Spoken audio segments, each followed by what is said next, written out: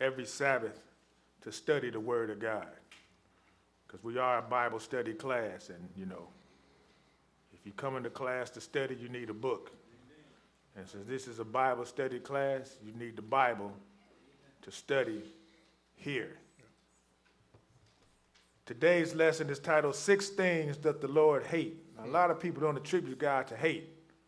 They do all this love, love, love, unconditional love, but God hates too. We can read that in several places. 6 things the Lord hates, 7 are an abomination unto him. So we're going to read this. This came right out of the Bible. And these are some of the attributes that if you happen to have them, God hates them. And if you're doing them, God is going to hate you too. And that's pretty much plain and simple the way it is. So let's start this off in Psalm 26. Let's look at some foundation here. Some of the things that, you can do to stay in the good graces of God. Psalm 26. Psalm 26, and I see a typo already. But we're going to address that when we get to it. So Psalm 26, and we're going to pick it up at verse 1. So this is something we need to do. Look at ourselves and make sure we don't fall into or get in any of these qualities that God hates. Psalm 26 and verse 1. Okay, read. Judge me, O Lord, for I have walked in mine integrity. I have trusted also in the Lord, therefore I shall not slide. Examine me, O Lord, and prove me. Try my reins and my heart. So examine me, O Lord. See, if I'm doing what's right, what's pleasing you, try my reins and look at my mind, because that's what the Lord sees. Man sees the outward stuff, but man don't know what you're thinking. Only God knows. Look at my mind. Go ahead. For thy loving kindness is before mine eyes, and I have walked in thy truth. I have not sat with vain persons, neither will I go with dissemblers. So for thy loving kindness is before my eyes. I've walked in the truth. I have not sat with vain persons, neither will I go up with the dissemblers. Go ahead. I have hated the congregation of evildoers. I hate the evildoers, man. Hate them. Can't stand to be around them. Go ahead. And will not sit with the wicked. I will wash my hands in innocence. So I will compass thine altar, O Lord, that I may publish with the voice of thanksgiving and tell all thy wondrous works. Lord, I have loved the habitation of thy house and the place where thine honor dwelleth. So, Lord, I have loved the habitation of thy house and the place wherein thine honor dwelleth. This is the place, where we honoring God. It is his habitation. He's here today among us, and we should love it. We should love coming here, fellowshipping with one another. Go ahead. In the place where thine honor dwelleth. Gather not my soul with sinners, nor my life with bloody men, in whose hands is mischief, and their right hand is full of bribes. But as for me, I will walk in mine integrity. Redeem me and be merciful unto me. My foot standeth in an even place. In the congregation will I bless the Lord. Okay, let's go to 2 Corinthians 13. So he told him, look, gather not my soul with the sinners, or my life with the bloody man, in whose hands is mischief, their right hand full of bribes. Always looking for a handout to, pervert judgment. We don't need to be hanging around that stuff. We need to stand in integrity with the Lord. So we don't get caught up in the 6 things, or even the 7. 6 he hate, 7 is an abomination. You pretty much done if you got 7 of these qualities. 2 Corinthians 13, and pick it up at verse 4. 13 and 4, read it. For though he was crucified through weakness, yet he liveth by the power of God. For we also are weak in him, but we shall live with him by the power of God towards you. I seen that. That's a typo already, man. It's 1 Corinthians, not 2nd. That's the 2nd typo. We ain't even got to the one I saw. But this is another one. 1 Corinthians 13 and verse 4. What does it say? Charity suffereth long, and is kind. Charity envieth not. Charity vaunteth not itself, is not puffed up. So charity is none other than love. That's all it is. Love. Go ahead. Doth not behave itself unseemly, seeketh not her own, is not easily provoked, thinketh no evil. So love don't act a fool. It's not easily provoked. Don't think no evil. If you got love on your mind all the time, hey, love is fulfilling of the law. That means the law is in your mind at all times. That means you ain't gonna act crazy. Go ahead. Rejoiceth not in iniquity, but rejoiceth in the truth. Beareth all things, believeth all things, hopeth all things, endureth all things. Charity never faileth, but whether there be prophecies, they shall fail. Whether there be tongues, they shall cease. Whether there be knowledge, it shall vanish away. So charity will never fail. That's what the books say, right?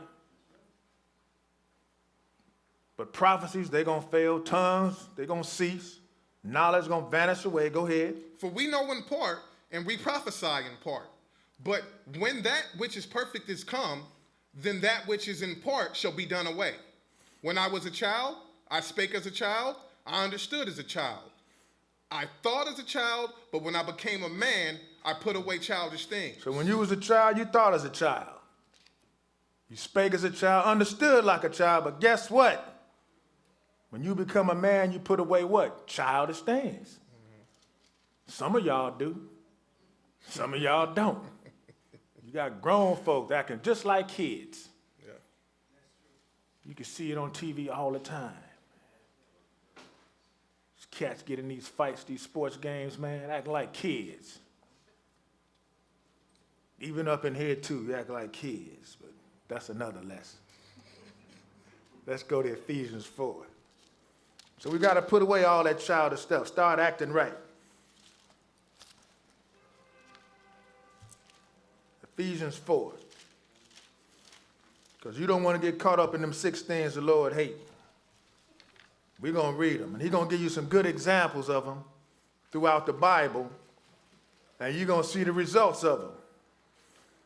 Because if you acting, distributing qualities that God hates, guess what? You ain't got nothing coming but the rod. Mm-hmm. And hopefully he don't beat you to death. Why you acting a fool? Ephesians 4 and verse 1. What does it say? I, therefore, the prisoner of the Lord, beseech you that ye walk worthy of the vocation wherewith ye are called. So walk worthy of the vocation wherewith ye are called. You a servant of the Lord, act like you're a servant of the Lord. Go ahead. With all lowliness and meekness, with long suffering, forbearing one another in love. With lowliness, meekness, long suffering, that's patience, forbearing one another in love. Go ahead. Endeavoring to keep the unity of the Spirit in the bond of peace. Working to keep what? The unity of the Spirit and the bond of peace. Peace. Peace and more peace. Can't get enough of it, right? No. Keep reading. There is one body and one Spirit, even as ye are called in one hope of your calling. One Lord, one faith, one baptism, one God and Father of all, who is above all and through all and in you all. One Lord, one faith, one baptism. Go ahead. But unto every one of us is given grace according to the measure of the gift of Christ. But everybody got their own gift, their own measure of grace within that gift. Skip down to 13 and read it. Till we all come in the unity of the faith and of the knowledge of the Son of God, unto a perfect man, unto the measure of the stature of the fullness of Christ, that we henceforth be no more children, tossed to and fro, and carried about with every wind of doctrine by the sleight of men and cunning craftiness, whereby they lie in wait to deceive. So as you increase in your knowledge, then you're going to see Satan coming a mile away. And you're like, uh-oh, I done heard that before, man. I ain't going down that path. Go ahead. But speaking the truth in love may grow up into him in all things, which is the head, even Christ. So we speak the truth in love. Skip down to 17 and read it. This I say, therefore, and testify in the Lord, that ye henceforth walk not as other Gentiles walk, in the vanity of their mind, having the understanding darkened, being alienated from the life of God through the ignorance that is in them, because of the blindness of their heart. So we was at that point at one time in the world, thought we knew God, thought we was doing right, but we was blinded. But now the Lord has opened our eyes and we see how we're supposed to act, how we're supposed to walk in this truth. Go ahead.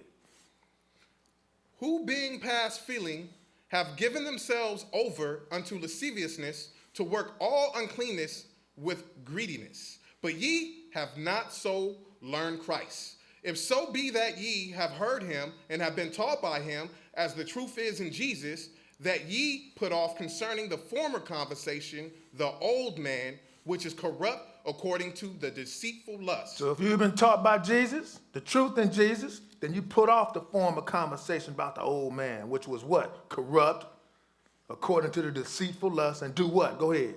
And be renewed in the spirit of your mind. Get you a new mind. Get that mind of Christ. Go ahead. And that ye put on the new man, which after God is created in righteousness and true holiness. So you take off that old man, take it off and put you on a new suit, which is after God created in righteousness and true holiness. You can't get no better tailor-made suit than that. Go ahead. Wherefore, putting away lying, speak every man truth with his neighbor, for we are members one of another. So you got to put away lying, and we're going to show you that God hates that. That's one of them things he hates. For bearing one with the, every man speak every man truth with his neighbor, for we are members of one another. Go ahead. Be ye angry and sin not. You can get mad, but don't sin. Don't become a slave to that emotion, because once you feed into that anger, guess what? You're going to start doing things that are contrary to the word of God. You're going to start talking crazy, and you're going to start doing crazy. And next thing you know, you're either dead or locked up, or you got some hot grits on you. But keep reading.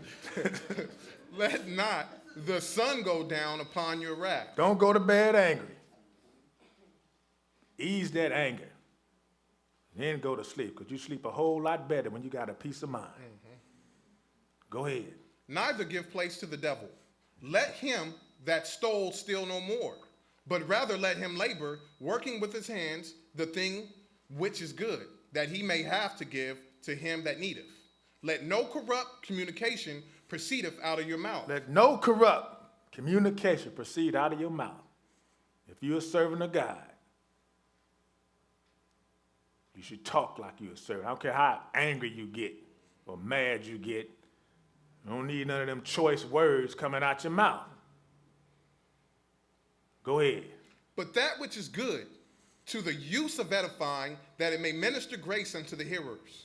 And grieve not the Holy Spirit of God, whereby ye are sealed unto the day of redemption.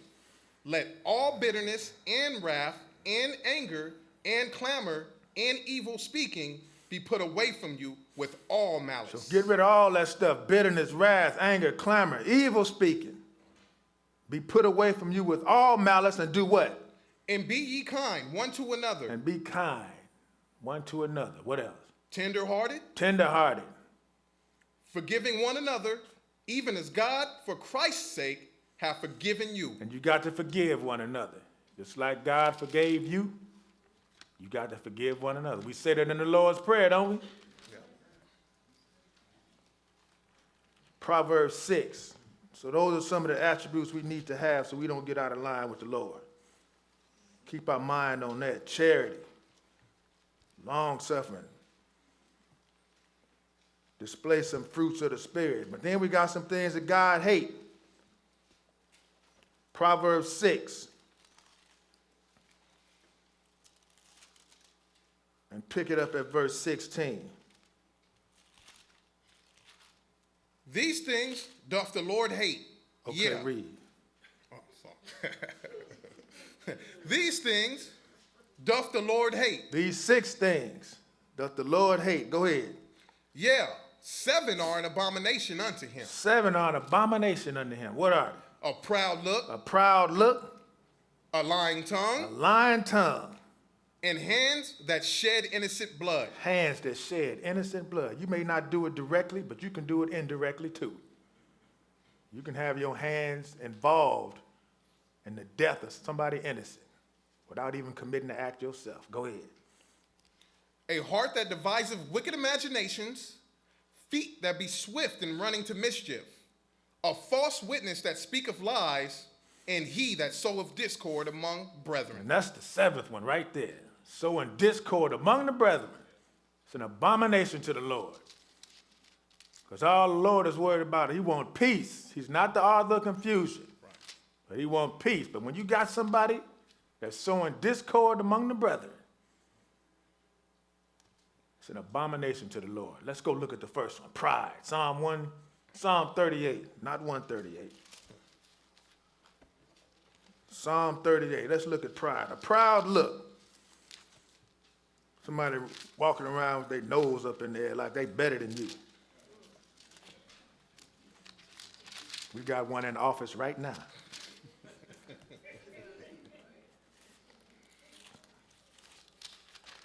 A proud look. Can't do no wrong.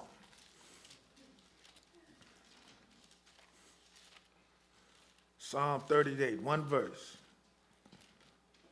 Remember, the Lord hate this.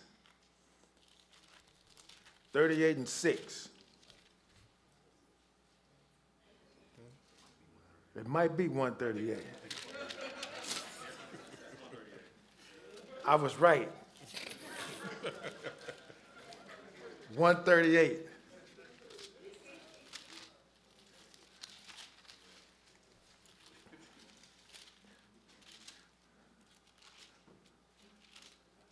I missed my own writing.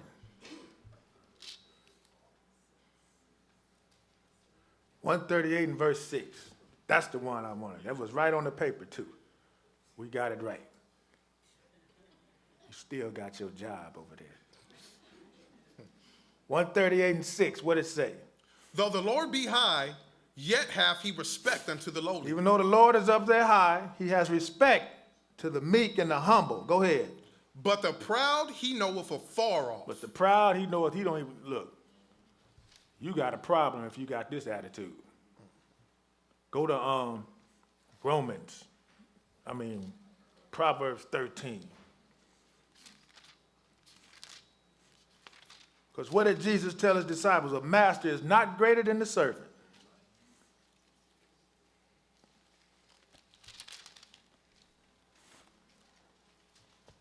Even Jesus got down there and washed some feet.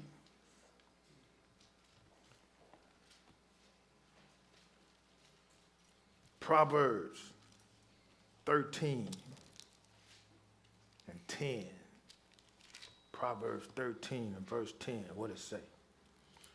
Only by pride cometh contention, but with the well-advised is wisdom. Only by pride cometh what? Contention. What's contention? Arguing, tripping, acting a fool. Flip back to chapter 8 and read verse 13.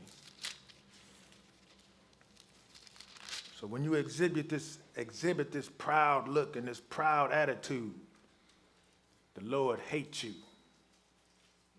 And he gonna get you if you keep it up. 8 and 13, go ahead. The fear of the Lord is to hate evil. The fear of the Lord is to hate evil. Go ahead. Pride and arrogancy and the evil way and the froward mouth do I hate. He told you again. Pride, arrogancy, the evil way, and the froward mouth do I hate.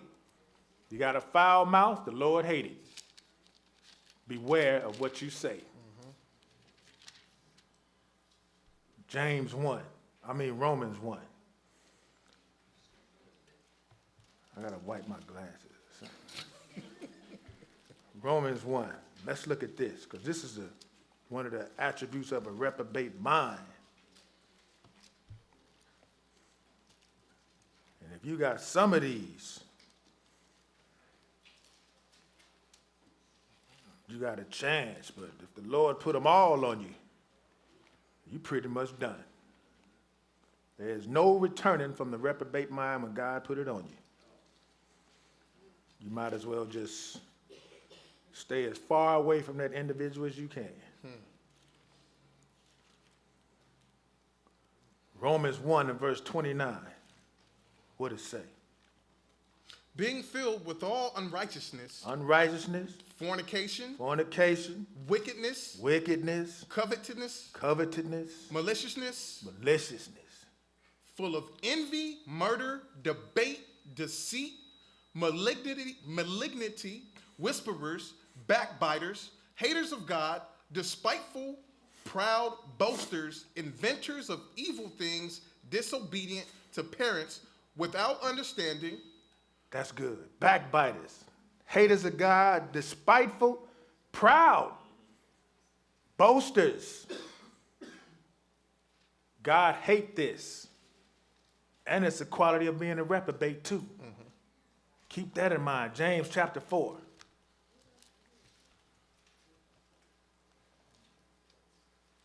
James 4. Remember, God hate this stuff. He hate a proud look. Serving to God, not supposed to act like that. Ain't nobody here better than nobody else. We all eat, sleep, and go to the bathroom. So nobody's different from nobody. James 4 and verse 5, what does it say? Do ye think that the scripture saith in vain, the spirit that dwelleth in us lusteth to envy? But he giveth more grace, wherefore he saith, God resteth the proud, but giveth grace unto the humble. So, but he giveth more grace. Do you think the scripture saith in vain, the spirit dwelleth in us that lust for envy? But what does God do? He resisteth the proud, but giveth grace to the humble. Like the Psalms say, humble yourself in the sight of the Lord, and he gonna lift you up. You gotta come before God humble. Don't be like that Pharisee beating on his chest talking about, yeah, I ain't like this guy. This publican, you know, I fast, I pay my tithes, sticking his chest out, you know. God, look, he ain't heard nothing he said, man. And here's this guy, he's a sinner, he humbled himself. Like, Lord, I ain't even worthy to be, I'm a sinner, I need some help. What else? Submit yourselves, therefore, to God. Resist the devil, and he will flee from you. So submit yourself to God. Humble yourself before the Lord. Resist the devil, and he'll run from you. Sometimes you got to run from the devil, like Joseph did. Potiphar's wife was driving reckless on him every day. And what did he do? He ended up running. I got to run from Satan, man. But let's go to Jeremiah 43.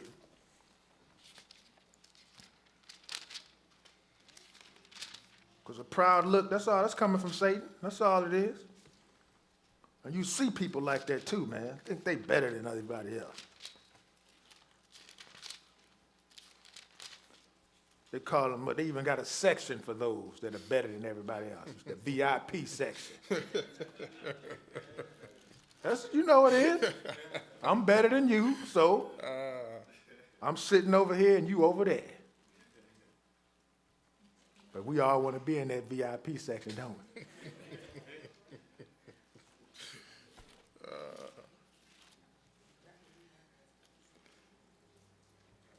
Jeremiah 43 and verse 1, what does it say? And it came to pass that when Jeremiah had made an end of speaking unto all the people all the words of the Lord their God, for which the Lord their God had sent him to them, even all these words. Then spake Azariah, the son of Hosea, and Johanan, the son of Kareah, and all the proud men, saying unto Jeremiah, Thou speakest falsely. The Lord our God hath not sent thee to say, Go not into Egypt to sojourn there. Now these the proud men, right? They telling Jeremiah, man, you crazy. Lord didn't tell you to tell us not to go into Egypt. We going anyway. Go ahead. But Baruch, the son of Neriah, said of thee on against us, for to deliver us into the hand of the Chaldeans, that they might put us to death and carry us away captives into Babylon. So Johanan, the son of Kareah, and all the captains of the forces and all the people obeyed not the voice of the Lord, to dwell in the land of Judah. So they didn't listen to the voice of the Lord by the hand of the word of Jeremiah. They listened to what? The proud people, the VIPs, you know. Mm-hmm. We're going to listen to y'all because there's more y'all, and y'all, you know, y'all got it made. But we know what the story ended. Let's go to James 3. So be careful of them proud people, man. They on the road to destruction. Watch them. Sit back and watch them. Next thing you know, they ain't got no money. And they just like you. Let's look at this lying tongue, James 3. A lying tongue will get you in trouble and get other people in trouble too. Yes, it will.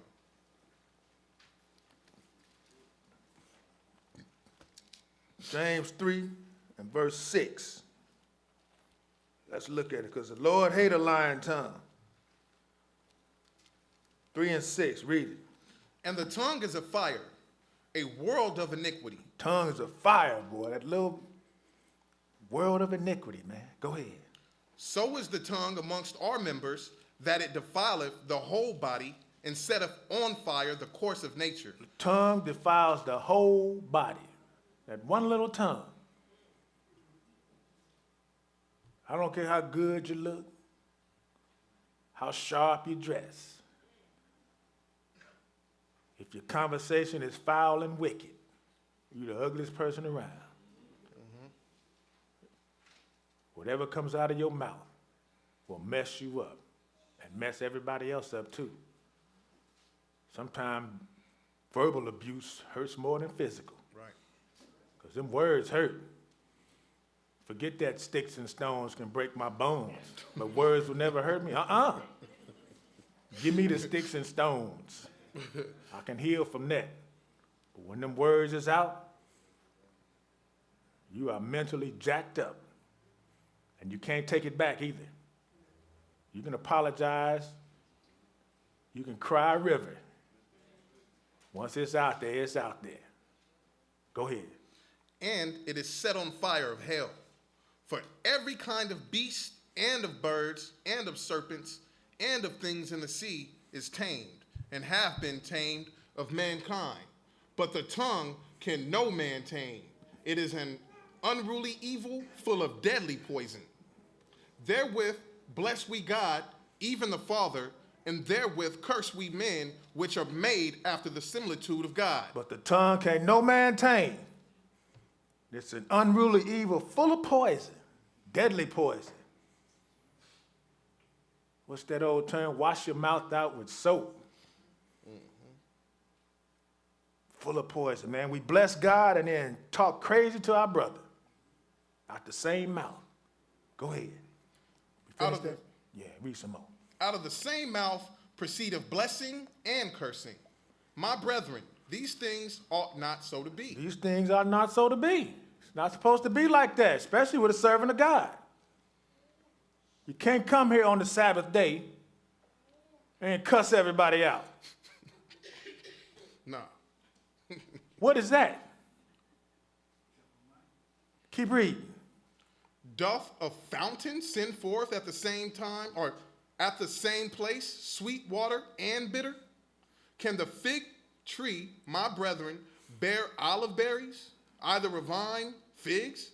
So can no fountain both yield salt water and fresh. Who is a wise man and in That's good.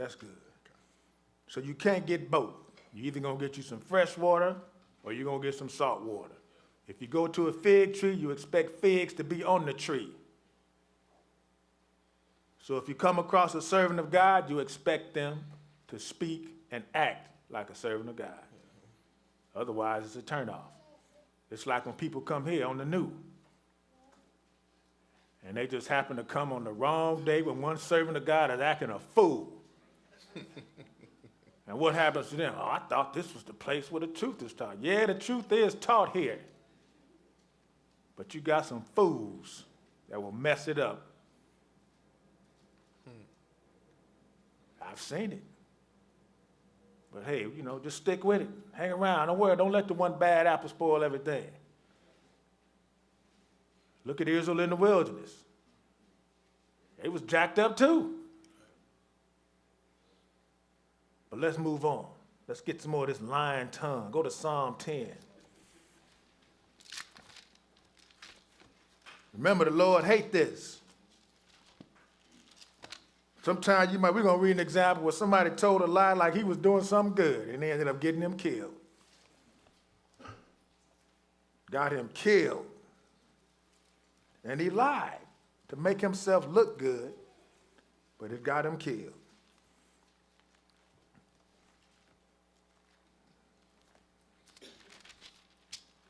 So you may tell somebody you ate 12 chili dogs. And they can be like, okay, here they are, eat them. And you only get 6. Why you lying, man? I had an uncle like that. He would call up just to volunteer lies. I didn't ask you to call me to lie. Just volunteer lies, man. Psalm 10 and verse 1. Read it. Why standest thou afar off, O Lord? Why hidest thou thyself in times of trouble? The wicked in his pride doth persecute the poor. Let them be taken in the devices they have imagined. For the wicked boasteth of his heart's desire, and blesseth the covetous whom the Lord abhorreth. The wicked, through the pride of his countenance, will not seek after God. God is not in all his thoughts. His ways are always grievous. Thy judgments are far above out of his sight. As for all his enemies, he puffeth at them. So the wicked man, he don't care less about the Lord. Ain't no fear of God in him. Go ahead. He hath said in his heart, I shall not be moved, for I shall never be in adversity. His mouth is full of cursing and deceit and fraud. Under his tongue is mischief and vanity. So his mouth is full of what? Cursing, deceit, and fraud. That's lying. Lying and cheating. Coming right out his mouth. And vanity. Go ahead. His tongue is mischief. Let's go to Proverbs 21. How can the tongue be mischief? You talking crazy. And I guarantee you, if you're talking crazy, you thinking crazy.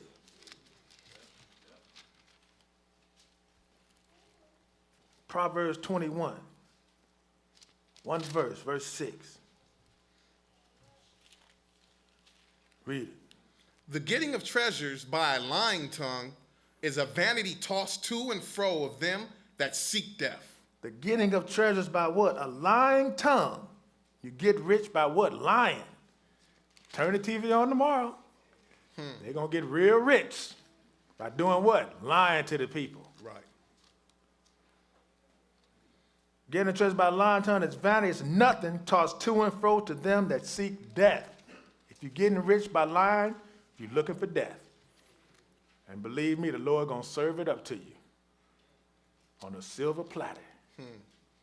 Go to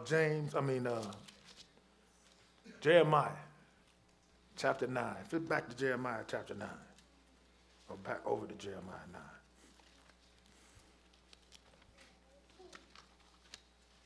Jeremiah 9. Remember, the Lord hated lying tongues, people. I don't care how small of a lie you think it might be. He hated it.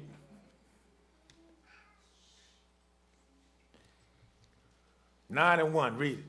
Oh, that my head were waters and my eyes a fountain of tears, that I might weep day and night for the slain of the daughter of my people.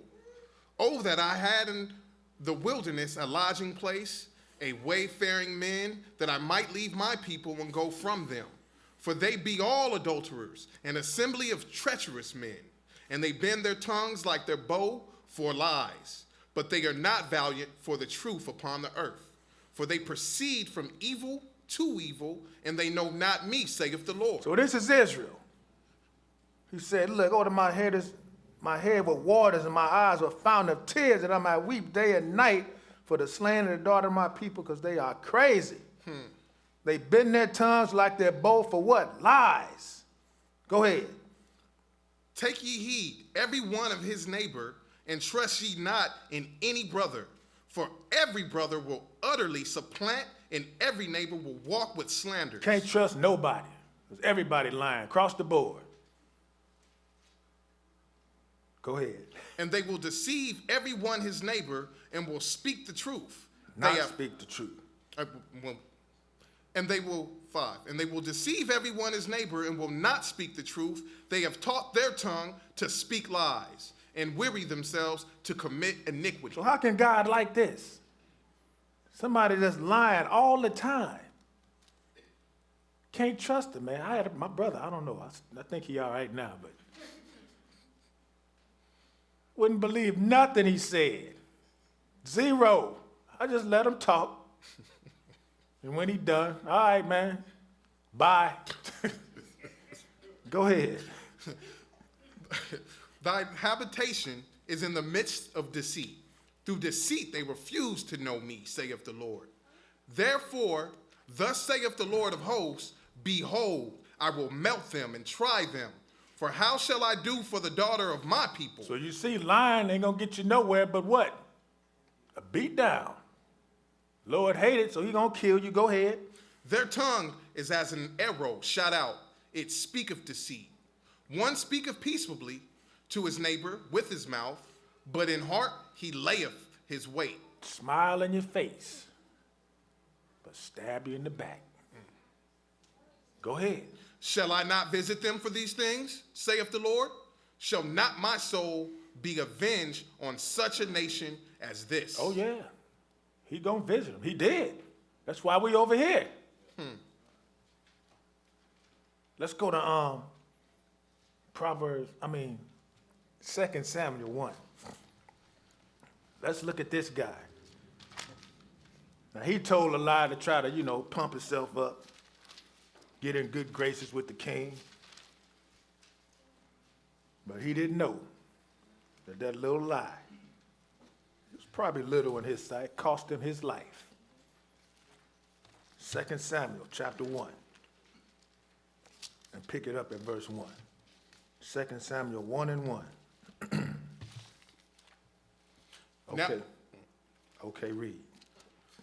Now it came to pass, after the death of Saul, when David was returned from the slaughter of the Amalekites, and David had abode 2 days in Ziklag, it came even to pass on the third day that, behold, a man came out of the camp from Saul with his clothes rent and earth upon his head.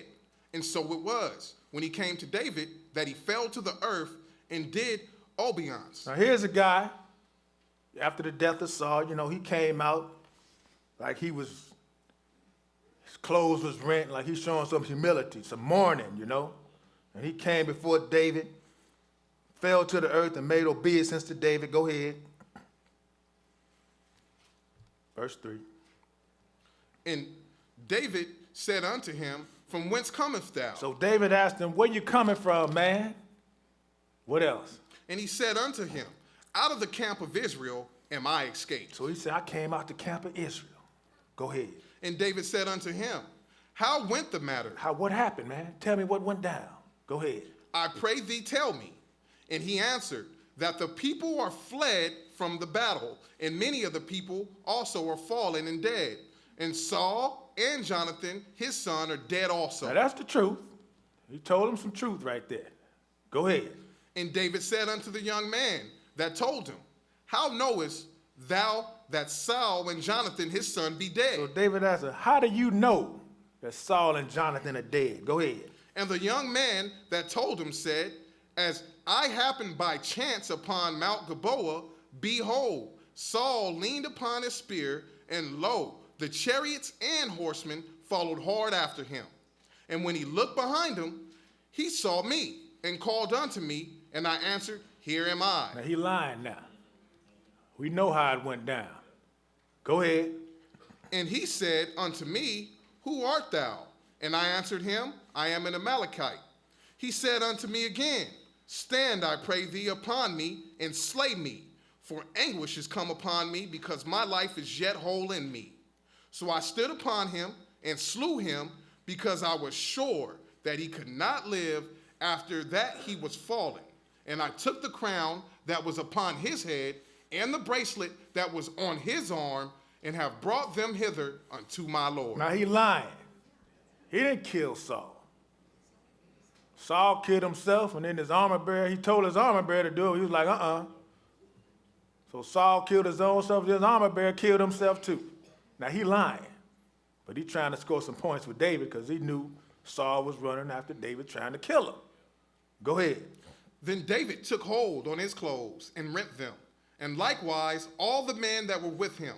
And they mourned and wept and fasted until even for Saul and for Jonathan his son and for the people of the Lord and for the house of Israel, because they were fallen by the sword. So now they rent their clothes and they fasted till the evening for Saul, Jonathan, and for Israel. And when the fast is over, let's see what happened. Go ahead. And David said unto the young man that told him, Whence art thou? Now you told her, who are you again? Go ahead. And he answered, I am the son of a stranger, an Amalekite. You told her, I'm an Amalekite. Go ahead. And David said unto him, How wast thou not afraid to stretch forth thine hand to destroy the Lord's anointed? How are you not scared, man, to kill the Lord's anointed? Go ahead. And David called one of the young men and said, Go near and fall upon him. And he smote him that he died. So David called one of the boys and said, go kill him. The man lied, and it cost him his life. Cost him his life for lying. We finished that? 16, read that. And David said unto him, Thy blood be upon thy head, for thy mouth hath testified against thee, saying, I have slain the Lord's anointed. So your blood is on your head, man. You said you killed him, now I'm going to kill you. Go to 1 Kings. Hands that shed innocent blood. Let's look at an example of that. Remember, the Lord hates this. And this is an indirect example. We could go many examples where people went hand in hand and premeditated killing somebody. But I like the ones to where you think you innocent because you didn't actually do the act. But the Lord don't look at it like that. You guilty as charged. Like them cats that order the hits, you know. I didn't kill nobody. Yeah, but you told somebody else to do it. You might as well have killed them. Like you innocent. I didn't pull the trigger. Right. 1 Kings 21:1, what does it say?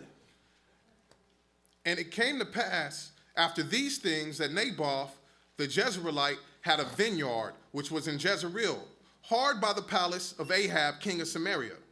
And Ahab spake unto Naboth, saying, Give me thy vineyard, that I may have it for a garden of herbs, because it is near unto my house. So now Ahab wanted Naboth's vineyard because it was right next to his crib.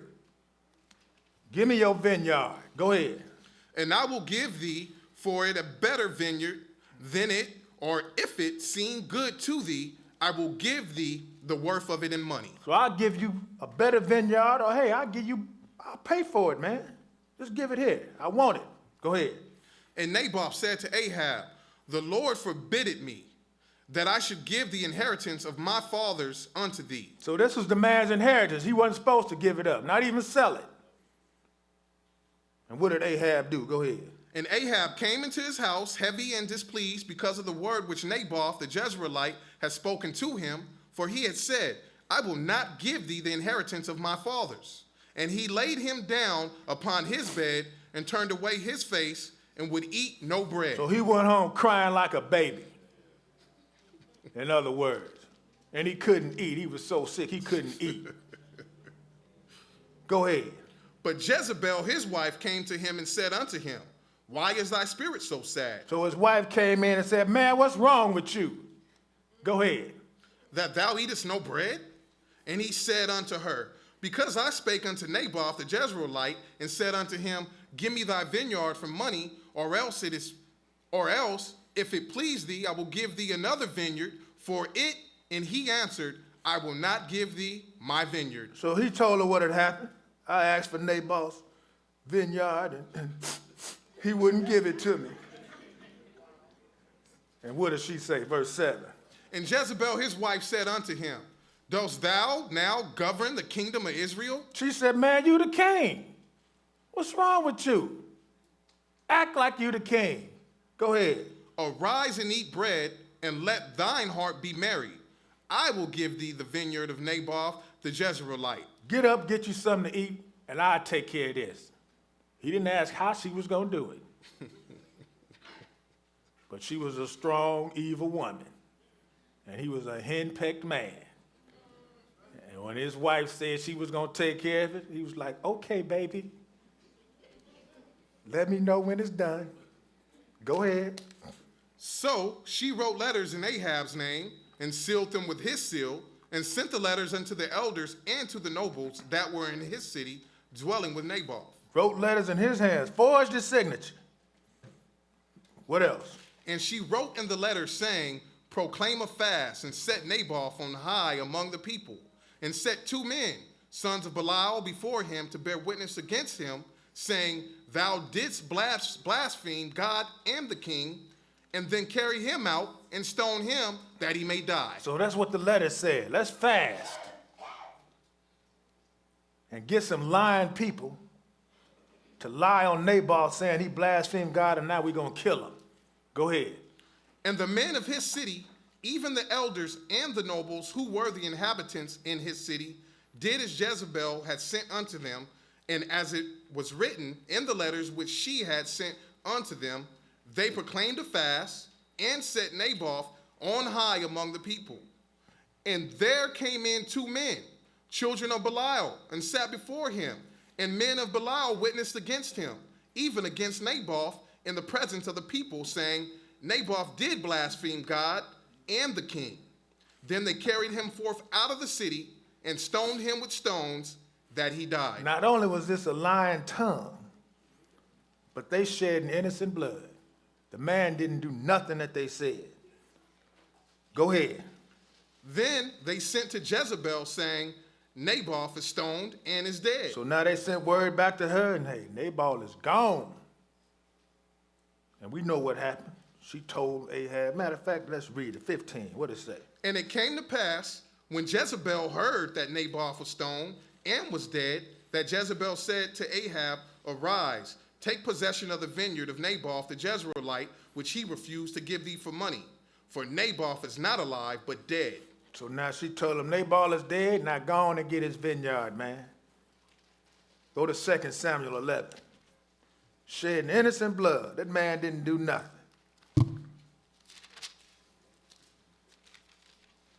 But the Lord dealt with Ahab for what he did and for what he let his wife do. He didn't even question. He was like, what, he dead? What happened? What happened, baby? Don't worry about it. Just go on down there and get that vineyard, man. 2 Samuel 11.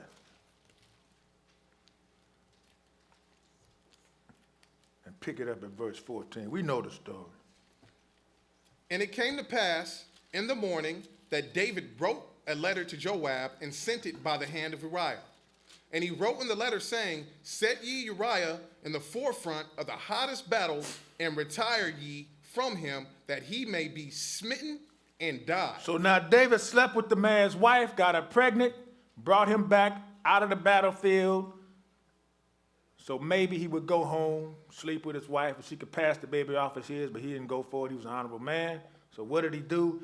He sent a letter to Joab saying, look, put this dude on the front line and everybody withdraw so he can get killed. Go ahead. And it came to pass when Joab observed the city that he assigned Uriah unto a place where he knew that valiant men were. And the men of the city went out and fought with Joab, and there fell some of the people of the servants of David. And Uriah the Hittite died also. Then Joab sent and told David all the things concerning the war, and charged the messenger, saying, when thou hast made an end of telling the matters of the war unto the king, and if so be that the king's wrath arise, and he say unto thee, wherefore approach ye so nigh unto the city when ye did fight? Know ye not that they would shoot from the wall? Who smote Abimelech, the son of Jeruzabeth? Did not a woman cast a piece of a millstone upon him from a wall that he died in Thebez? Why went ye nigh the wall? Then say thou, thy servant Uriah the Hittite is dead also. So he told him, look, when you tell David what went down, You know, he might get upset because y'all know y'all didn't have to go in the front lines like that. We got some archers. We got some snipers, man. Hold back and pick them off one by one. And if he say something like that, tell him, oh, by the way, Uriah's dead too. That's all he wanted to hear. Go ahead. So the messenger went and came and showed David all that Joab had sent him for. And the messenger said unto David, surely the men prevailed against us and came out unto us into the field, and we were upon them even unto the entering of the gate. And the shooter shot from off the wall upon thy servants, and some of the king's servants be dead, and thy servant Uriah the Hittite is dead also. Then David said unto the messenger, thus shalt thou say unto Joab, let not this thing displease thee, for the sword devoureth one as well as another. So the letter told Joab what to do, and mission was accomplished. So he told this messenger to tell Joab, look, don't let this thing bother you, man. The sword devours one, and it'll devour another too. David pronounced sentence on his own self. Keep reading. Make thy battle more strong against the city, and overthrow it, and encourage thou him. And when the wife of Uriah heard that Uriah her husband was dead, she mourned for her husband. Now, she knew her husband was dead. She knew her husband was in battle. But she didn't know David had him killed. And I'm wondering if he came clean about that. We can't read it in the book. But it had to be eaten at him. But she heard he was dead. Go ahead. And when the morning was past, David sent and fed her to his house, and she became his wife and bare him a son. But the thing that David had done displeased the Lord. But the thing that he did, it displeased the Lord. He didn't like that. Had the man killed. Innocent man. Had him killed. Go to Numbers 35. Remember, the Lord hated this, and he was going to kill David. But David acknowledged his sin, but the Lord messed up his house.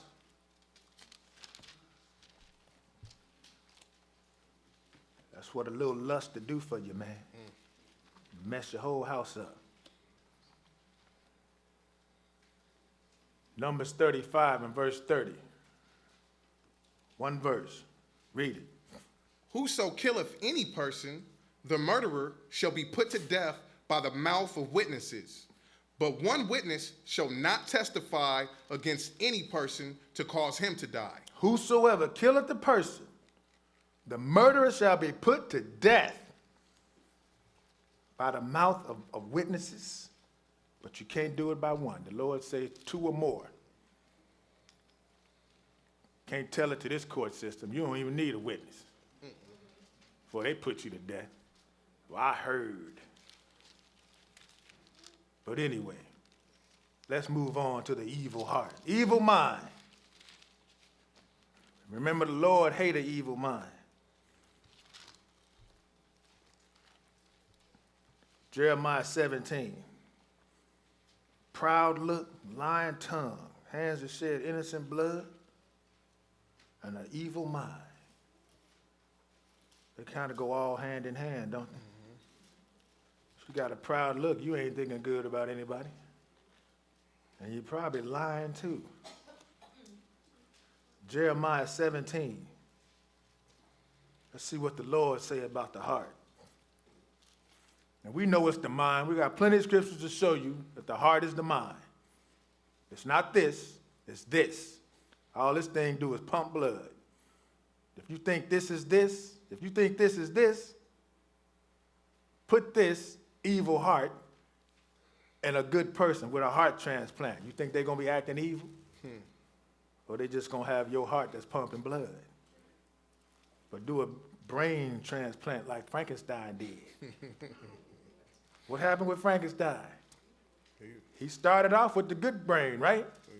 But Igor got spooked and dropped it. And there was another brain there, an abnormal brain. He put that in him. And next thing you know, Frankenstein went on a killing spree. And then he started smoking and drinking too. But he knew about that fire, though. I don't care how evil he was. He knew that fire was going to get him. He did. Jeremiah 17:9. What did it say, man? The heart is deceitful above all things and desperately wicked. So the mind is deceitful. It'll deceive you, and it's wicked, too. Go ahead. Who can know it? The Lord knows it. Go ahead. I, the Lord, search the heart. I try the reins, even to give every man according to his ways and according to the fruit of his doings. So the Lord said, I search your mind. I know what you're thinking. And I'm going to pay you according to what you're thinking. Because whatever you're thinking, you're going to act on it. And I'm going to get you according to your works. You got righteous works, hey, you're going to get reward of the righteous. You got wicked works, you're going to get the reward of the wicked, which is the lake of fire. Let's go to Genesis 6. The Lord saw this way back in the beginning. Even before the flood, he saw it. And even after the flood, he saw it too. Don't nothing change with a man's mind. Genesis 6 and verse 5. One verse. Read it. And God saw that the wickedness of man was great in the earth, and that every imagination of the thoughts of his heart was only evil continually. So where did the thoughts come from? From the mind. But in this case, the Lord calls it your heart. Your heart is your mind. And God saw that the wickedness of man was great in the earth, and every imagination of the thoughts of his heart was evil continually. Evil. And he said, I'm sorry I made this dude. I'm going to kill them all. Back up to Genesis chapter 4. So I'm telling you, when you think evil and it festers in your mind and it lingers there like cancer, man, it'll eat you up and eventually you're going to act on it. Just like this guy. Genesis 4 and verse 1. Read it. And Adam knew Eve, his wife, and she conceived and bare Cain, and said, I have gotten a man from the Lord. And she again bare his brother Abel. And Abel was a keeper of sheep, but Cain was a tiller of the ground. And in process of time it came to pass that Cain brought of the fruit of the ground an offering unto the Lord. And Abel he also brought of the firstlings of his flock and of the fat thereof. And the Lord had respect unto Abel and to his offering. So now they both brought an offering to the Lord. Cain was a tiller of the ground, so he brought some fruit to the Lord. But Abel, he brought the best. The Bible says the firstlings of his flock and the fat thereof. That means he brought the best to the Lord. And the Lord did what? Go ahead. But unto Cain and to his offering he had not respect. And Cain was very wroth, and his countenance fell. So the Lord had respect for Abel's offering, but to Cain's offering, he didn't have no respect, man. Maybe he just, obviously he didn't offer the best. And we know the Lord wants the best right off the top. So Cain probably offered just anything, and the Lord didn't like it. So Cain got mad. He got really upset. And what did he do? Go ahead. And the Lord said unto Cain, Why art thou wroth? And why is thy countenance fallen? He said, what's wrong with you, man? Why you mad? And why is your countenance falling? Go ahead.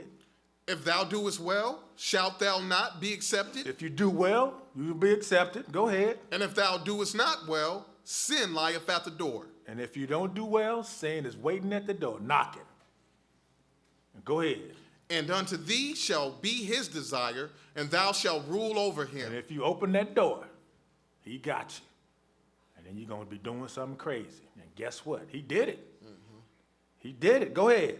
And Cain talked with Abel his brother, and it came to pass when they were in the field that Cain rose up against Abel his brother and slew him. So how many times they walked together with no problems? Walking through the field, you know, you and your brother, chopping it up. But this time was different. He was mad, and he was sitting there plotting. And all of a sudden they walking in the field, and he rose up against his brother and killed him. Killed this man, his own brother. But it all started where? In his mind.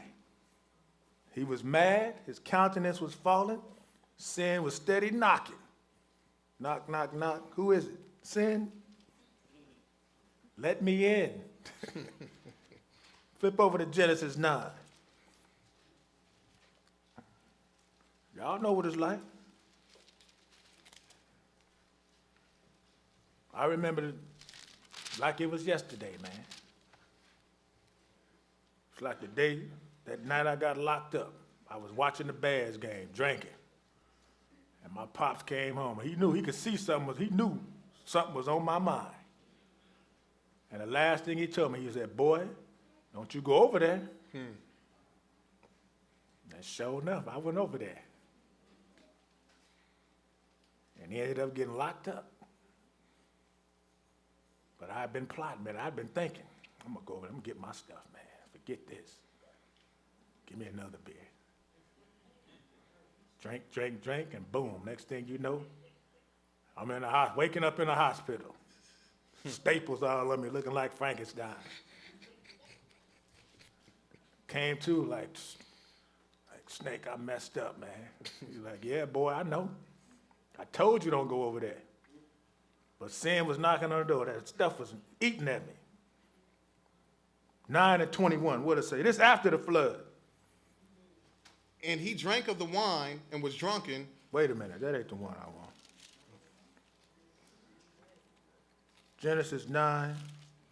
I got to start talking about drinking, man. 9 and 8 and 21. That's the typo I saw. Genesis 8 and verse 21. That's a typo. Genesis 8 and 21. Now this is after the flood. But remember, before the flood, the Lord looked down on the earth and he saw the wickedness of man and said, the imagination of his heart is evil continually. Now he's going to make another observation after the flood. Go ahead. And the Lord smelled a sweet savor. And the Lord said in his heart, I will not again curse the ground any more for man's sake. For the imagination of man's heart is evil from his youth. The imagination of man's heart, his mind is evil from what? From his youth. That's why we have to teach our kids what right is. Right should be first nature. Right. Doing wrong should be second nature, but now doing wrong is first nature. And we have to teach our kids what right is from the time they know what right and wrong is. Because the first thing a child knows is to lie. That's the first thing they know. And if you don't curtail that from the get, they're just going to grow up lying and whatever else comes with it.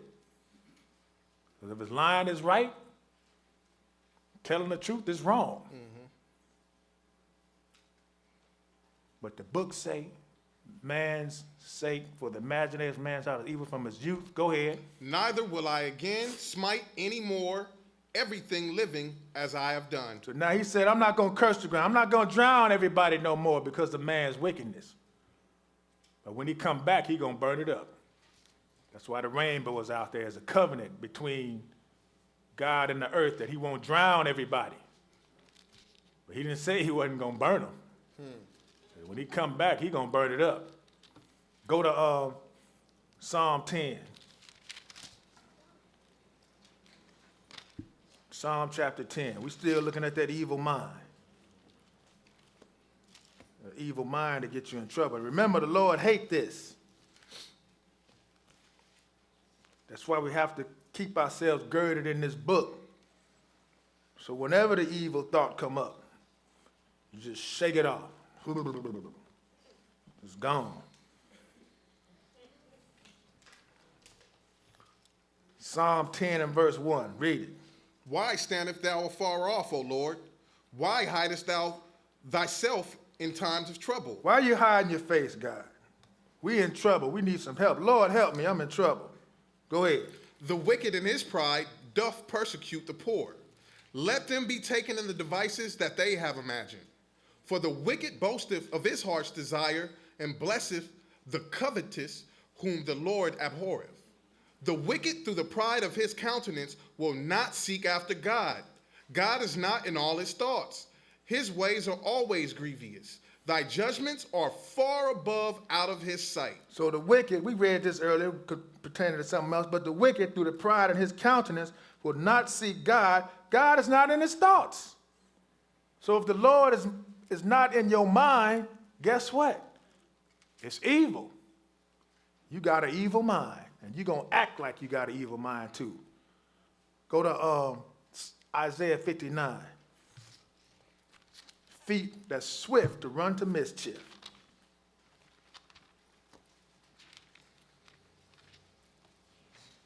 Always into something evil. Wherever there's some foolishness, you there. You running to get there.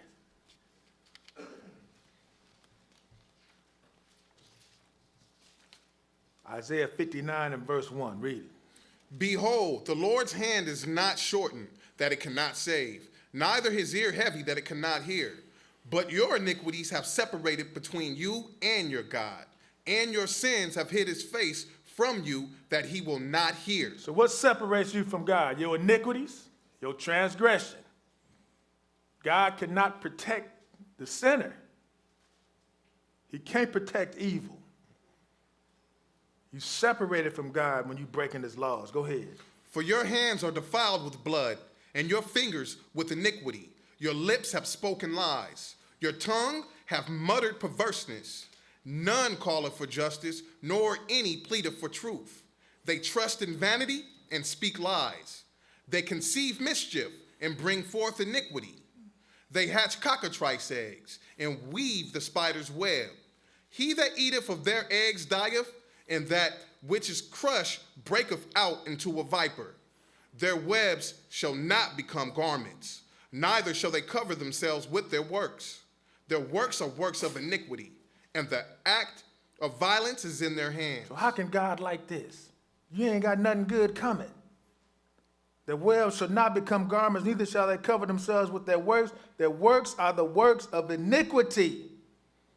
And the act of violence is in their hands. What else? Their feet run to evil. Their feet run to evil.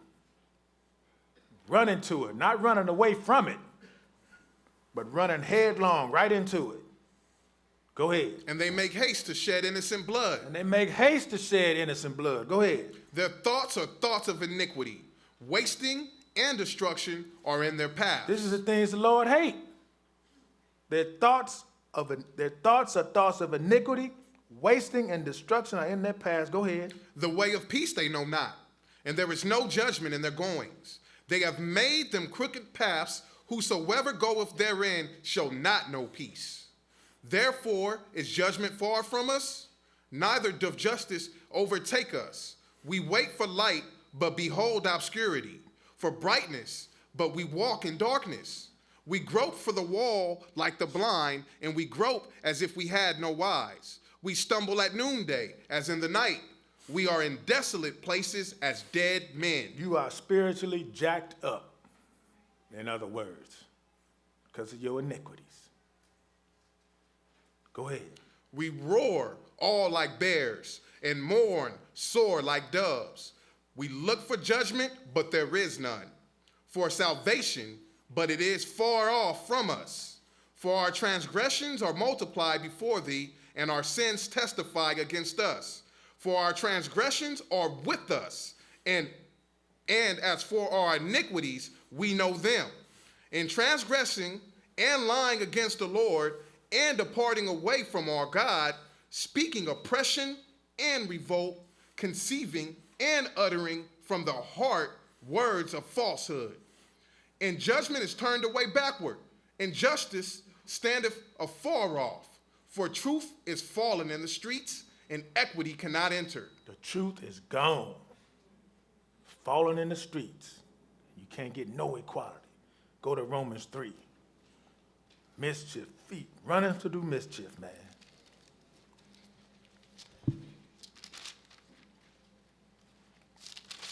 I had a cousin like that in Detroit. They always tell me, don't hang around with him. Do not hang around with him. But I didn't listen. Every time I was always in trouble with him. Stealing bikes, throwing rocks at cars.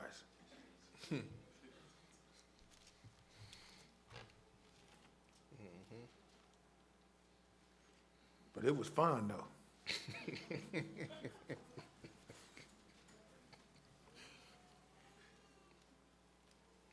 Romans 3 and verse 10. Yep. 3 and 10. What it say?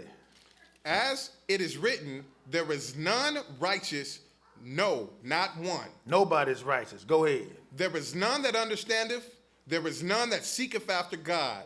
They are all gone out of the way, they are altogether become unprofitable. There is none that doeth good, no, not one. Their throat is an open sepulchre, with their tongues they have used deceit. The poison of asp is under their lips, whose mouth is full of cursing and bitterness. Their feet are swift to shed blood. Sweet feet are swift to shed blood. Go ahead. Destruction and misery are in their ways, and the way of peace have they not known. There is no fear of God before their eyes. No fear of God before their eyes. 0. Go to Exodus 20. Let's look at this false witness.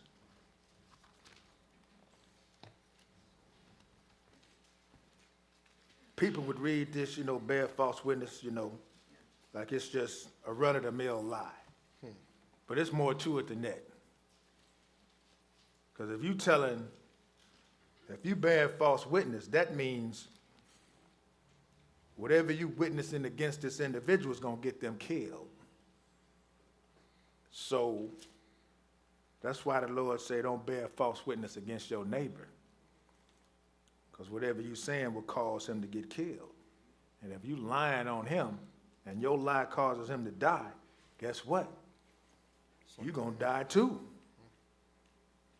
That's the penalty for bearing false witness. Now, I can drink,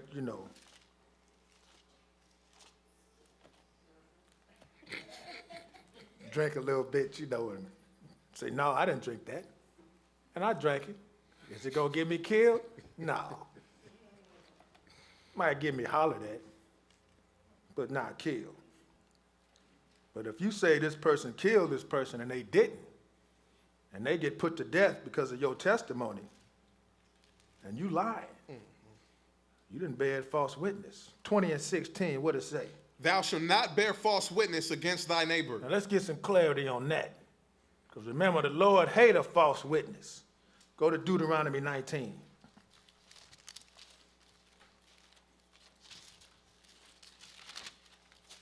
Those are the ones they call what? White lies.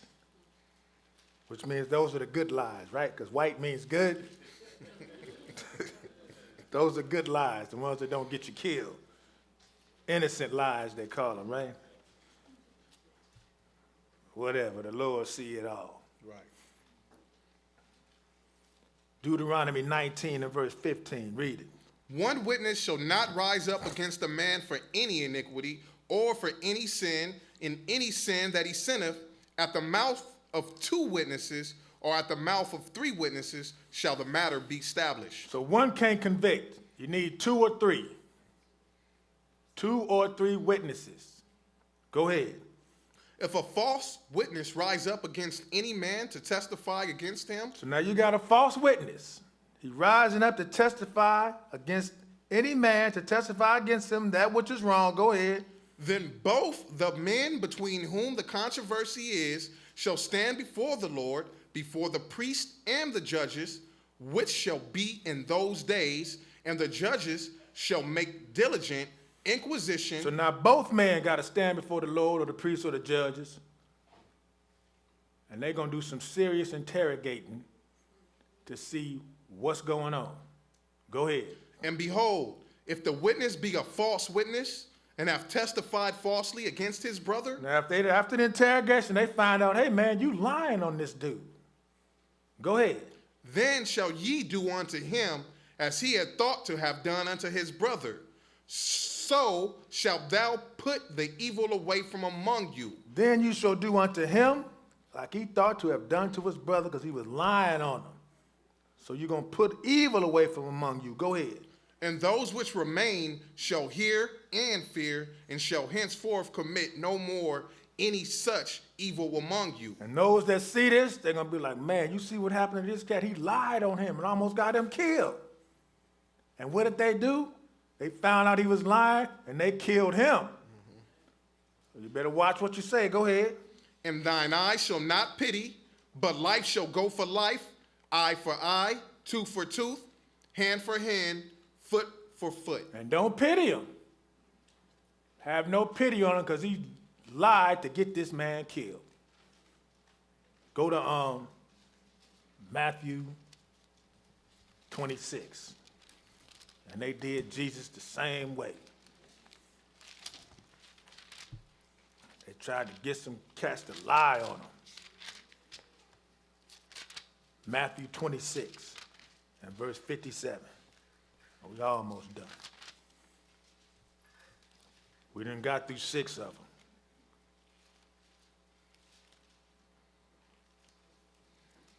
Matthew 26 and verse 57. What it say? And they that had laid hold on Jesus led him away to Caiaphas, the high priest, where the scribes and the elders were assembled. But Peter followed him afar off unto the high priest's palace and went in and sat with the servants to see the end. Now the chief priests and elders and all the council sought false witness against Jesus to put him to death. So now these are the chief priests, the religious people.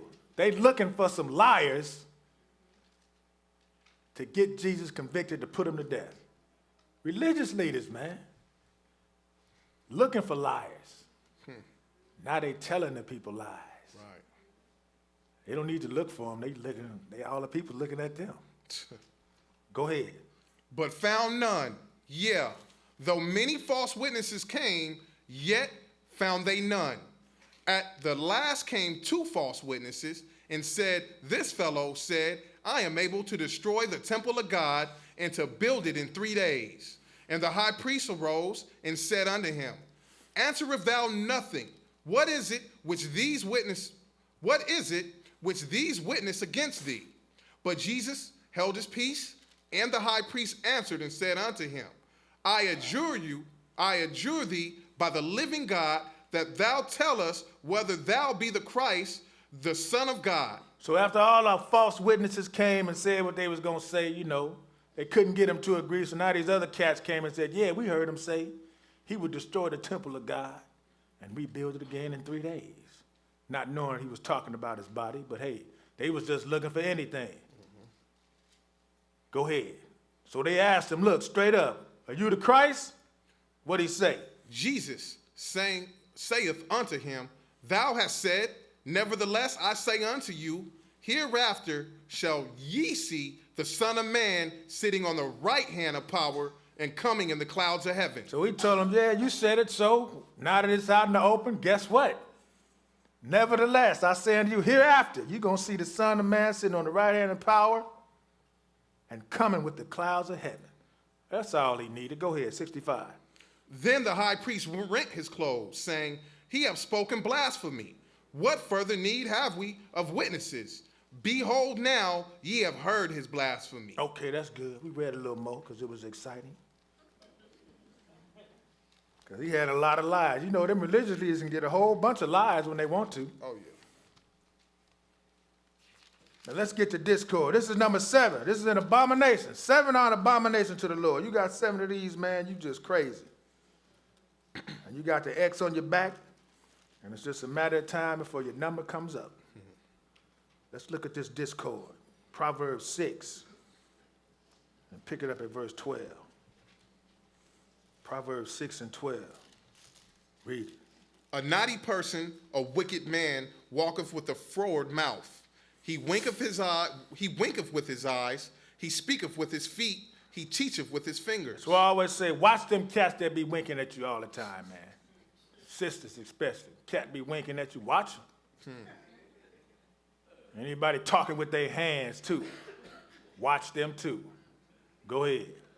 Frowardness is in his heart. He deviseth mischief continually, he soweth discord. Frowardness is in his heart. He devises mischief continually. And he do what? Soweth discord. Go ahead. Therefore shall his calamity come suddenly. Suddenly shall he be broken without remedy. Therefore it's going to come up on him suddenly. And the Lord going to break him. Proverbs 17, verse 1. Flip over to 17, read verse 1.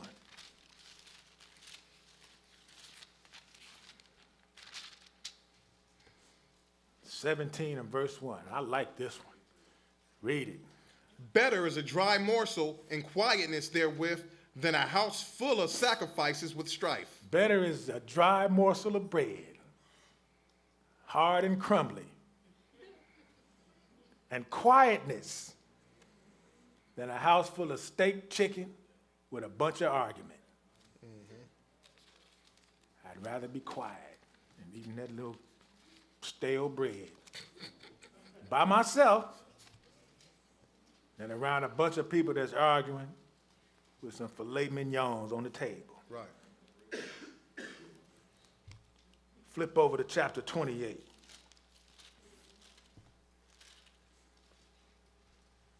And read one verse, 25. Go ahead. He that is of a proud heart stirreth up strife. Proud heart. That was number one on the thing that God hates. And guess what? A proud look and a proud heart will lead all the way down to number 7, stirring up strife and discord. Strife and discord go hand in hand. Don't get it wrong. It all goes hand in hand.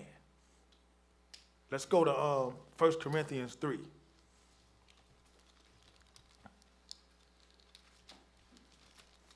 First Corinthians 3.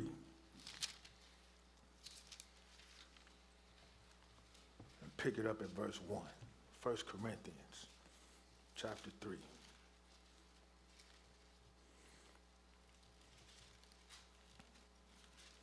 So if you find any of these things creeping up on you, and you call yourself a servant of God, better shake it off. I ain't saying anybody in here thinking about killing somebody. I hope not.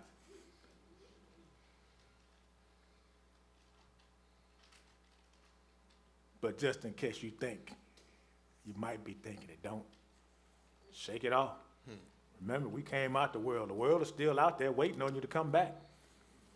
And Satan's still knocking on your head, trying to get you back, trip you up. 3 and 1, what it say? And I, brethren, could not speak unto you as unto spiritual, but as unto carnal, even as unto babes in Christ. I have fed you with milk and not with meat, for hereto ye were not able to bear it, neither yet now are ye able. For ye are yet carnal. For whereas there is among you envying and strife and divisions, are ye not carnal and walk as men? So now these are servants of God. You know, Paul is admonishing them saying, look, there's strife and divisions among you. Go ahead. For while one saith, I am of Paul, and another, I am of Apollos, are ye not carnal? So now Apollos has some followers. You know, Paul has some followers. But Paul is telling them, look, that's carnal. Apollos is teaching the word. I'm teaching the word. Remember, it's not the people that's up here doing it. It's the followers that's got all the strife and the division that's poisoning everybody else. Read some more. Who then is Paul, and who is Apollos, but ministers by whom ye believed, even as the Lord gave to every man? I have planted, Apollos watered, but God gave the increase. And that's, you know, we go here to read this. I think Elijah mentioned this morning about camp banging, you know. I-O-G-H-O-J, I-C-O-J, C-O-I.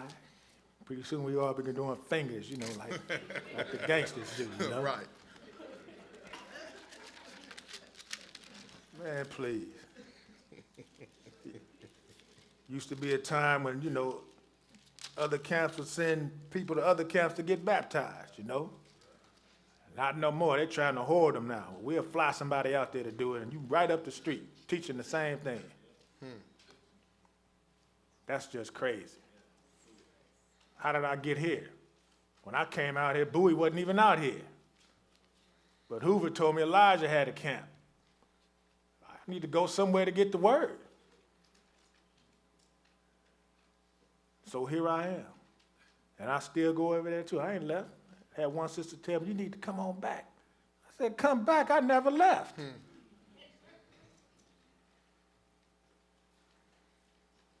Can't wait to get back to Chicago, too. So I can go out there to Riverdale and see it. But anyway, let's move on. 1 Samuel 22. That's carnal stuff, man. That causes strife and division amongst the followers. And they don't even know no better. They just listen to what somebody else told them. Well, don't go over there because, they teach something different. Right. Well, what is it that we teach different? Somebody tell me. I've been here 13 years. I ain't heard Elijah teach nothing different. But somebody said, well, who was that somebody that's spreading this poison? Not to come over here, we go over there. Anyway, 1 Samuel 22, I'm going on.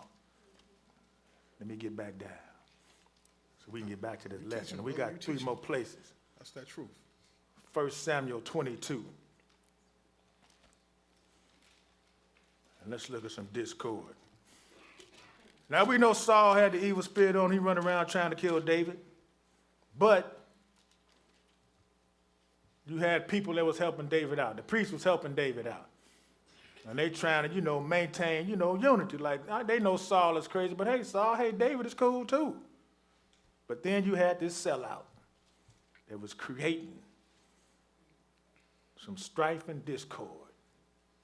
And it got the priest killed. Let's read it. I ain't going to tell you about it. 1 Samuel 22 and 6, what does it say? When Saul heard that David was discovered, and the men that were with him, now Saul abode in Geba under a tree in Ramah, having his spear in his hand, and all his servants were standing about him. Then Saul said unto his servants that stood about him, hear now, ye Benjamites, with the son of Jesse, give every one of you fields and vineyards, and make you all captains of thousands and captains of 100s. So now picture this. Saul is under the shade tree, got a spear in his hand, all his servants around him, and he feeling this stuff in their head, talking about, listen, you Benjamites, will the son of Jesse give you a field of vineyards and make you captains over thousands and hundreds? Go ahead. That all of you have conspired against me, and there is none that showeth me that my son have made a league with the son of Jesse, and there is none of you that is sorry for me, or showeth unto me that my son have stirred up my servant against me to lie in wait as at this day. So now all of y'all done conspired against me. You didn't tell me that my son and David was cool. Y'all know I'm out to get this guy. And you knew that him and my son was cool, and nobody told me. Go ahead. Then answered Doth the Edomite. Uh-oh. Here come Doth the Edomite. Sell out. Go ahead. Which was set over the servants of Saul, and said, I saw the son of Jesse coming to Nob to Amalek, the son of Ahitub, and he inquired of the Lord for him, and gave him victuals, and gave him the sword of Goliath the Philistine. So now Doeg said, look, I saw him, man. Now his servants ain't saying nothing, because they know that he crazy. So they ain't saying nothing. Everything's cool. Let him go off in this rant and this tangent. But here's this guy. He was like, I saw Jesse. I saw David, man. I saw him. Go ahead. Then the king sent to call Amalek, the priest, the son of Ahitub, in all his father's house, the priests that were in Nob, and they came, all of them, to the king. And Saul said, hear now, thou son of Ahitub. And he answered, here I am, my lord. And Saul said unto him, why have ye conspired against me, thou and the son of Jesse, and that thou hast given him bread and a sword, and hast inquired of God for him, that he should rise against me to lie in wait as at this day? So Saul called the priest and asked him, look, man, why have you conspired against me and gave David something to eat? And even inquired of God about him. Why have you done this? Go ahead. Then Amalek answered the king and said, and who is so faithful among all thy servants as David? which is the king's son in law, and goeth at thy bidding, and is honorable in thine house. So Ahimelech said, look, King David is cool, man. He your son-in-law. Whatever you tell him to do, he do. Wherever you tell him to go, he go.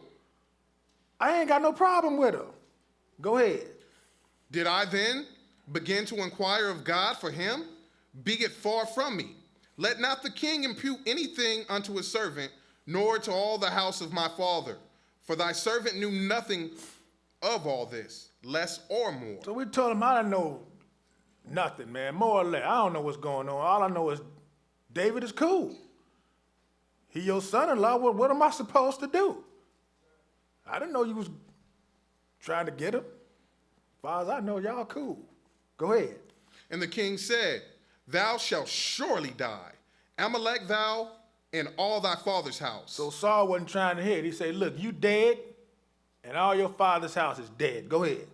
And the king said unto the footmen that stood about him, turn and slay the priests of the Lord, because their hand also is with David, and because they knew when he fled and did not show it to me.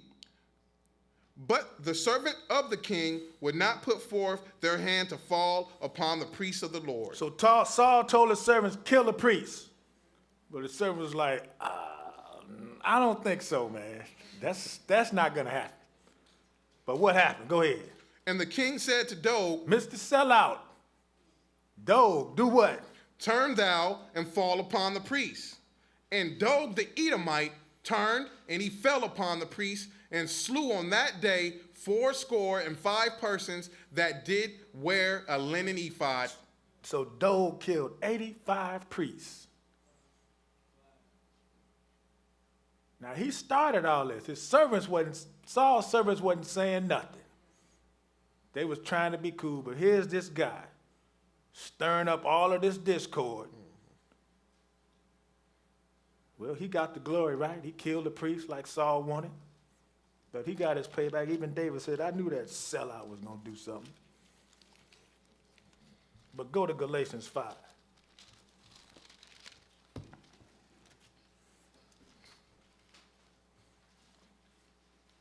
Dough egg. His name should have been Dog.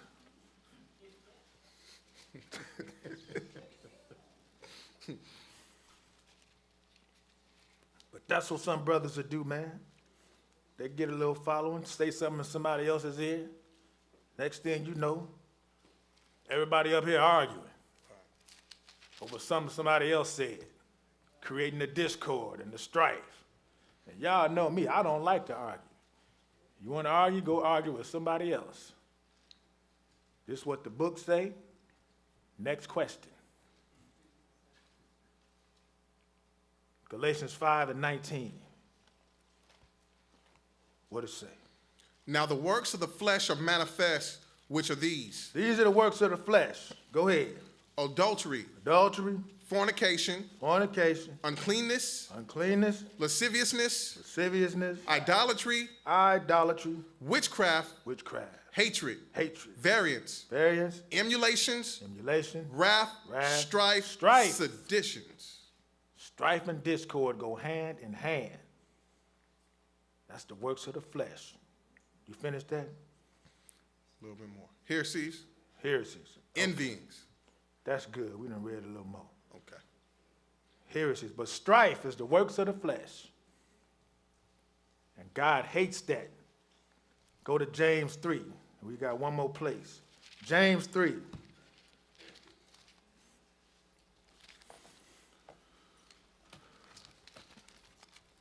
So all those things that God hates, it can't come from him.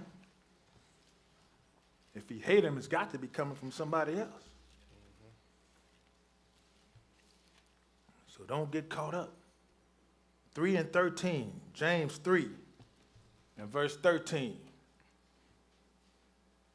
Okay, read. Who is a wise man and endued with knowledge amongst you? Who's a wise man and do the knowledge among you? Go ahead. Let him show out of a good conversation his works with meekness of wisdom. Let him show it out of what? Good conversation? His works with meekness of wisdom. And good works with meekness of wisdom. That's the individual you know is wise and endued with knowledge. Go ahead. But if ye have bitter envying and strife in your hearts, glory not and lie not against the truth. But if you got bitter envying, strife in your hearts, glory not, and lie not against the truth. Why? This wisdom descendeth not from above, but is earthly, sensual, devilish. But this wisdom, it ain't coming from God. This is not from above, but it's earthly wisdom, sensual and devilish. Go ahead. For where envying and strife is, For where envying and strife is, there is confusion there's and every confusion evil work. and every evil work. Because that's all arguing and strife and discord is, confusion. People up in here arguing. That's confusion. And when you start arguing, you get mad. And you get mad long enough, you're going to do some evil stuff. Say some evil stuff. Go ahead. But the wisdom that is from above is first pure, then peaceable, gentle, and easy to be entreated, full of mercy and good fruits, without partiality and without hypocrisy. But the wisdom from God is what? Pure, peaceable, gentle. Ain't no arguing with godly wisdom. Full of mercy, good fruits, without partiality, it don't take sides, and without hypocrisy. Go ahead. And the fruit of righteousness is sown in peace of them that make peace. And the fruit of righteousness is sown in peace of them that make peace. The peacemakers. What the book say about the peacemakers? Along with the meek. Peacemakers. Not the ones that like to argue. Go to the last place, Proverbs 6, where we started, and we're going to read a little more. Because he's going to tell you the 6 things that he hates, and then he's going to give you a way out so you don't get caught up in it. Proverbs 6 and verse 16. 6 and 16. So he's going to tell you the 6 things he hates. 7 is an abomination. And then he's going to let you know how to keep yourself from getting caught up in these 6 and 7 things. 6 and 16, what does it say?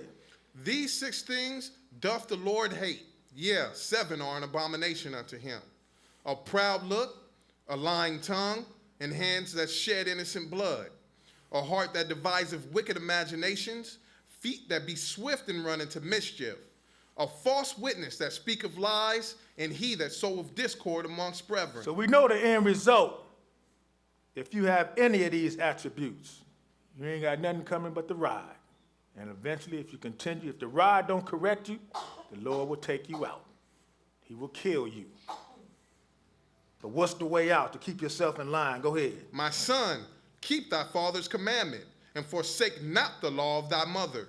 Bind them continually upon thy neck, and tie them about thy neck. So keep this law, keep the word of God in your mind so you don't get caught up in these 7 things that the Lord hates. Go ahead. When thou goest, it shall lead thee. When thou sleepest, it shall keep thee. And when thou awakest, it shall talk with thee. So if you keep the law in your mind, guess what? Wherever you go, it's going to lead you, because what the book say? Trust in the Lord with all your heart, lean not on your own understanding. In all your ways acknowledge him, and he will direct your path. So if you got him up here, he going to lead you. When you go to sleep, it's nice to go to sleep at peace, man. You sleep good. You got a peaceful mind, you're going to sleep all the way till that alarm go off. That's a good night's sleep.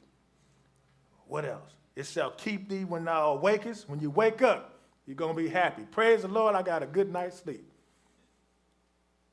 And it's going to talk when you get up. Go ahead, I'm sorry, 23. Last verse, go ahead. For the commandment is a lamp, and the law is light, and reproofs of instruction are the way of life. For the commandment is the lamp, and the law is light, and reproofs of instruction are the way of life. And I hope you got some understanding in Jesus' name.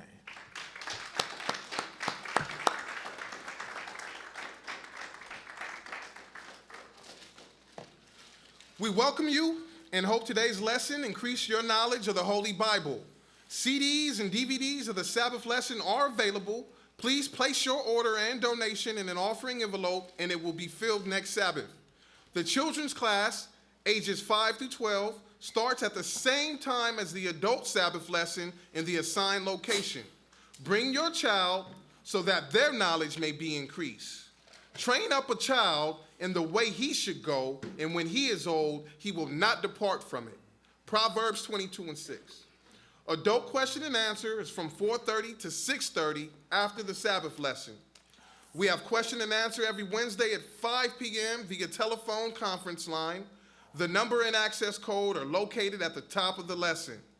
Or see the live stream of question and answer at www.thekingdomcome7.com. If you are interested in being baptized, please place your name on the list at the literature table. Remember to follow the dress code when attending our services. Men should remove all hats and all head coverings during service times. Women should wear a head covering, such as a hat or scarf during service. Women should not wear tight-fitting pants or skirts or revealing clothing. Attire should be modest according to the Bible. If your child becomes restless during the Bible lesson, we encourage you to remove your child from the room until he or she has settled.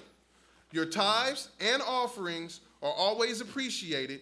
Please place your tithes and offerings in an offering envelope and deposit it in the offering box.